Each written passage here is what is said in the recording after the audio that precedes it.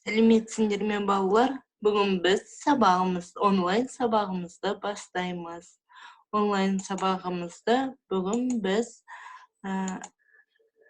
білімлен сайтынан біздің бүгінгі меңгеретін белсенді сөздер дәптерлеріңді ашып, қайта жазып алыңдар. Жаңару. Жаңару сөзі. Бұл көктем мен күннің түннің теңеліп, табиғат жаңарады. Ұлыстың ұлы күні. Наурыз мерекесін ұлыстың ұлы күні деп атайды. Жыл құстары. Жыл құстары, көктемде жыл құстары жылы жақтан ұшып келеді. Құт мезгіл. Көктем шуағы мол, адам баласына ырыс әкелетін құт мезгіл. Ырыс. Наурызда адамдар ырыс мол болсын деп тілек айтады.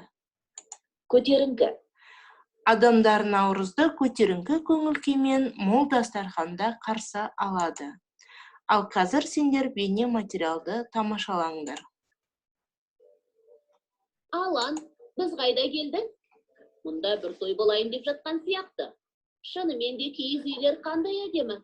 Адамдар да ұлттық киімдерді киіп алыпты. Балуандар күрес өтіп жатыр. Балалар болса, алтыбақан теуіп жүр. Қандай той болып жатқанын Зияттан сұрайық. Сәлем, Зият. Мұнда қандай мереке болып жатыр? Сәлеметсіңдер ме балалар? Мұнда наурыз мерекесін тойлап жатыр. Наурыз ежелден келе жатқан мейрам. Оны ұлыстың ұлы күні деп те атайды. Қазақтар бұл күнді жыл басы деп санап, өте көңілді қарсы алады. Көптен көріспеген адамдар арнайы қыдырып барып, бір-бірімен қол алысып көріседі, құшақтасып амандасады. Киіз үйлер тігіп, мол дастархан жаяды. Жастар ән айтып, би билеп, түрлі жарысқа түседі. Қазақ күресі, ат жарысы сияқты ұлттық ойындар ойнайды. Алтыбақан теуіп, таза ауада дайындалатын наурыздың басты тағамы наурыз көже пісіреді. Алтыбақан теуіп, таза ауада серуендейді. Әр жерде ақындар айтысы ұйымдастырылады. Әжелер 7 түрлі тағамнан дайындалатын наурыздың басты тағамы наурыз көже пісіреді. Керемет, өте көңілді мейрам екен.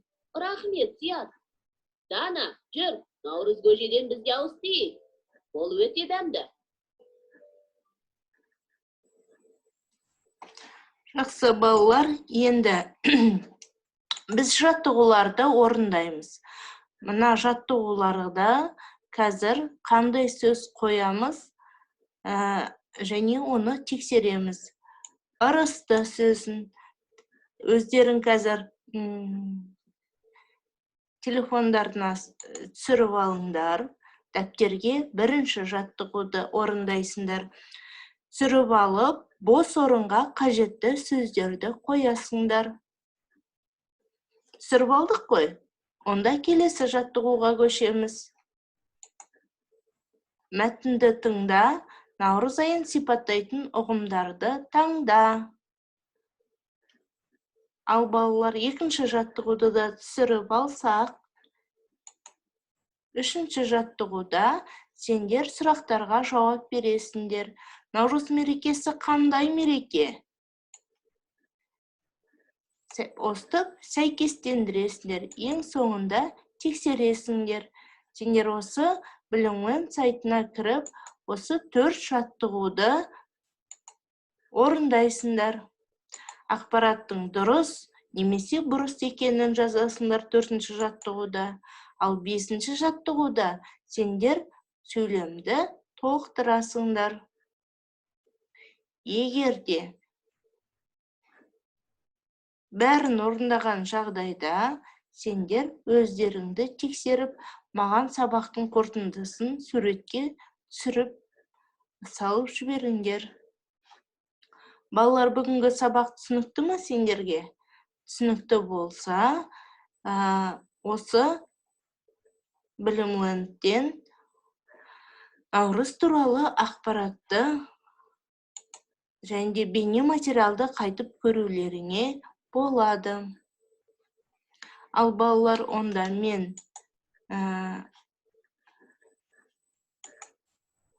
сендермен бүгінгі сабағымды аяқтаймын. Сау болыңдар. Сау болыңдар.